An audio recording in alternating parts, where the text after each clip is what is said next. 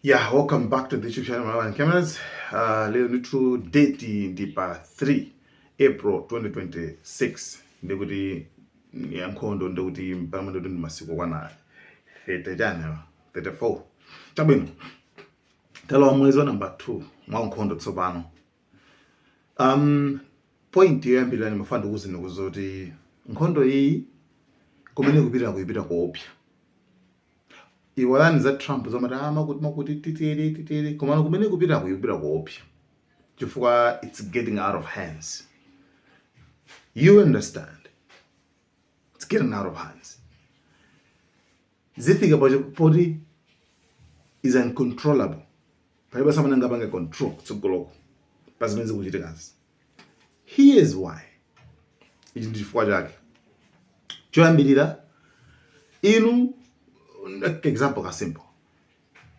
Inu mwandiuza ine akule Malawan Cameras adawa akundizuza kwambiri mafamu ndipulumutse kutanda adawa ine kubwera usadandaula soon quick chiro tigwira ine kubwera adaje ndapeza ndamene wale okay ine ti kwatibula sindikwathathacha andivuta abe ndithu akundivuta ndithu akundivuta kena kwena ndagonjesa amene wa usadandaula nagonjesa then zopeza kuona kuti zandivuta ndithu kuti pakana ndagonjesa atacha kenako ndambaso pakana taki inu amene mwanditanano kukuti bulaniso kukuphasulana ujeni yanu pamene madusa bridge yanu inuyo definitely mwene kuti mwene ndebula sonkana bata kwaitana mwene awajabula manizo kumasana ndiphasule bridge yanga yayi awajabula manizo kumasana ndiphele anthu anga yayi. You understand? Ndizimeze kuchitika ku dziko la Iran. Chabwino ma protesters anabwe yayi Trump come chinchamu muriseve chanchana zambiri mbiri izo ndizi chabwino. Okay? Tose tinalipo mpano timuonera bwino. Okay? Chabwino America piromene kujako yakanika kusintha boma yakanika. Despite kupantho osenchane koma still boma beli linganga. Yayi police zine koma still mabombaba kunanembe akutuluka bemene kucha. Kenako a Trump ndani Netanyahu aona kuti anthu awasiti atha aganiza olengeza kuti akulu fitichoka kumeneko kumabochoka lero akaphulisa bridge ya anthu yolusa anthu bridge yayikulu kwambiri bridge aphulitsa kwirani bridge yo ndi ama civilians bridge yo si ya asilikali bridge yo ndi anthu bridge imene inamangidwa ku Lilongwe pataoni hopacha actually ali sana sangalala anyalira ndi bridge yabwino yokongola kwambiri yodusa anthu imene chayo basi before tamba ndizina ndena ake akati press bridge imene chayo. Do you think if anthu chalawana bwino otakha kuti anthu kuti tinayira kuti tabwani mzati sinthire bomo lathu koma yo acha kubwa uzati press bridge yathu ichi imene madusa ifeyo. Do you think taona diso bwino ndi mtundu wochikawenga umene takhatu kuna nthawi zonse chabwino bridge aphulitsa ife timaganiza kana kuona kuti okay abwe amene pa social media ndikunena amene amakambira za mafuta muche kuti aphulitsa depot mafuta zimene sizabwino ndale saura asaphulitsa depot mafuta actually it was little bit zimamveka ko pang'ono koma this time aphulitsa bridge ife timaona kuti abwe yana kuti anthu akuirani sole sili makapa za inu yayi sili upanga za inu koma inali ngozi chabe koma Trump akabwera pa social media nkonena kuti taphulitsa bridge. I mean kuphulitsa bridge ya anthu wamba. Do you think chimene chinthu chonyadira? Kuphulitsa bridge ya anthu wamba chimene chinthu chonyadira? Zimene zizi zikuonetseni zikuphunzitseni chikhalidwe zikuphunzitseni kaganizidwe ka zigawenga zimenezi. Okay? Timvana pamene papo. Chabwino Foreign Minister Abbas Arakachi anakalemba kuti kuphulitsa bridge yodusa anthu wamba yanzika komanso mabridge osamalizika sikupangitsa kuti Irani ibwere kukapanga deal pa tebulo koma kambera ndi America sizipangitsa choncho. ingakhala aphulisa bridge akuti ife sitibwera mukambira nazo koma zimene zizi zingoonetsa chikhalidwe chofoira chendaniyo komanso zipangitsa kuti ife mabridge kuti zamangeso olimba ma times kuposa imeneyo aphulitsayo yankho limene sikuti kuphulitsa bridge ndimo kuti makuti koma zikuonetsa kuti zipangitsa kuti anthu onse ayambeso kuona chikhalidwe chani kuti kuti ma Americans waso kuti nkhani ndimene zimene zimayamba Abbas Arakachi pa social media pawo. You understand? So if tikamanena guys taona anthu awa chabwino koma nochinga chitika nchani ndena kuti nkhondo iyi ithawira ku chinthu kuti kosagwirika kucha ndikuti kosagwirika kumene uko ndikuona kuti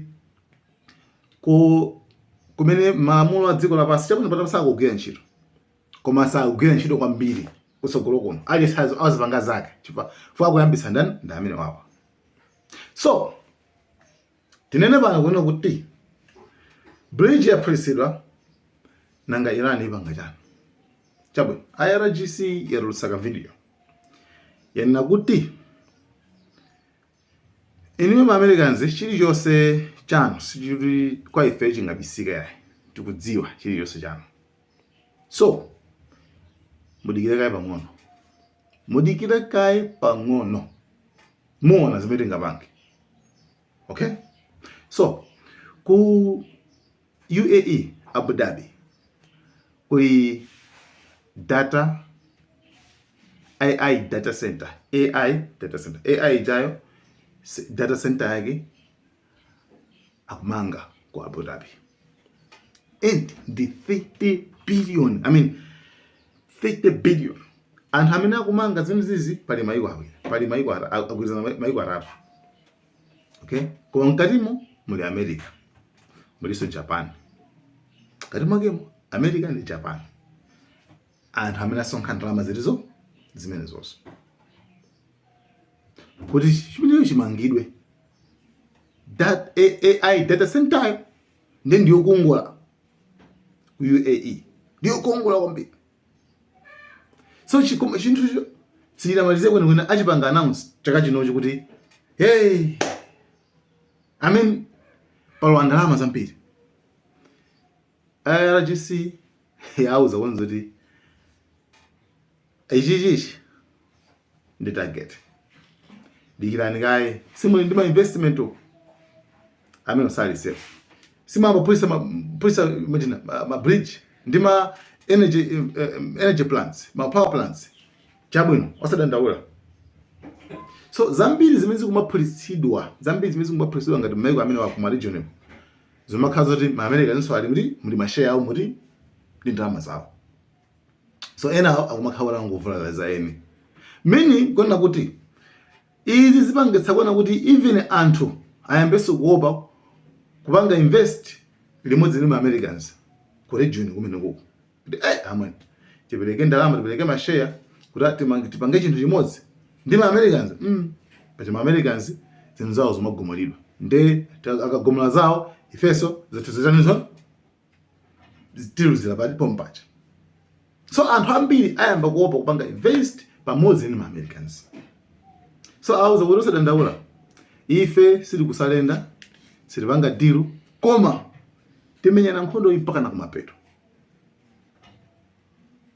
Trump alusa dzulo ayika nkhope yawo President Jeffrey Epstein komanso Netanyahu ayika pa bomba nkozo kuti kumurifirata asadandaula mabomba ndi ati pali panopa mabomba ena ndithu atumizidwa kale apita ku Israel. Nkhondo iyi ifika pa posauzana nkhondo iyi ikupita ku zinthu zoti ku danger zone pa Strait of Hormuz pakanika kutsegulidwa mafuta ngolo modzi $109 kuchoka pa $70 koma ma experts akunena kuti afika mpakana pachani pa $200 ngolo modzi. Ndemo yembekezera kuona kuti dziko lonse lapasi kuti chipere especially ifeyo amene tili maiko athu Malawi landlocked, tilibe doko lililonse, timadikira makuti tizolife ndi tikhala chipete kwambiri. Ngati akuvutika anthu amene mafuta ali nawo pafupi kumene koko akuvutika wati mo Malawi, you understand what I mean? So mafuta amene wanthu alipo ndithu achitika ndithu. Okay,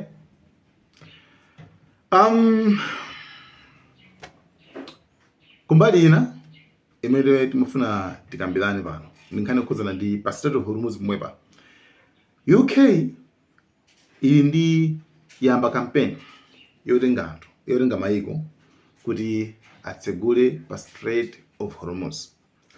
Analipo maiko kwana 35, panopa akwana maiko kwana 40, maiko amene akukhudzidwa kuti amene pati mfuta apa tachosapa America laikako, koma iwowa zawo afuna akatsegule. Koma akuti panopa ali nkhondo ithekayi sakufuna zioneke ngati kuti zinthuzi nzophatikizana ndi nkhondo koma kuti nkhondo ithekayi. Iwo pamene angapita katani, angapita katsegule imene ikhale ngati campaign ine yapaderadera. So it's either azagwisa ntchito njira zoyiri mwina akutero, it's either zokambirana kuti amwe tipange bwanji ABCD, kapena apo yayi military ndi military. Koma panopa saphatikizana ndi zizi, afuna nkhondo ithekayi. Koma as long as nkhondo sikuta iwo sakupita katsegula, sajoina nawo yayi. So actually muthaso kuona zoti anthu aja akuzipanga distance okha, akuchoka okha ndi izi zimene zikuchitika, akuzipanga distance okha ndi nkhondo imene ikuchitika apa, kuti ife zimene sizikukhuza iyi ndi inayi pa Strait of Hormuz kuti patsegulidwe. So guys, thank you so much. Malawi.